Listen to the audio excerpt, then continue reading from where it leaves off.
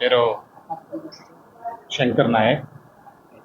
అఖిల భారత దివ్యాంగ జేఏసీకి national అడ్వైజరీగా work చేస్తున్నాను. సో మీన్ వైల్గా పత్రికేయులకి అలాగే మీడియా సోదరులకి అందరికీ నమస్కారం. మొదట ఈరోజు బడ్జెట్ కాన్సెప్ట్గా మాట్లాడదలిచాము.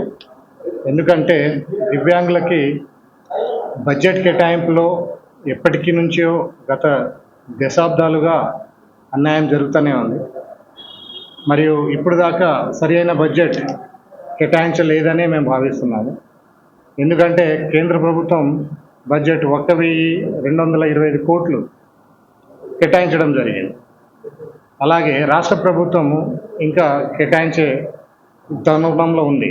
కావున ఇప్పుడు వచ్చే బడ్జెట్ సమావేశంలో ప్రత్యేకంగా మా దివ్యాంగుల యొక్క గొంతు, మా దివ్యాంగుల తరఫున మాకు బడ్జెట్ ఏ విధంగా కావాలి, మాకు ఏ విధంగా సమకూర్చాలి, దానికి అమూల్యమైన విధి విధానాలు ఏంటి అనే రూపకల్పన చెప్పటానికి శాసనసభలో ఎప్పటికీ దివ్యాంగుల పట్ల మాట్లాడే నాథుడే లేడు.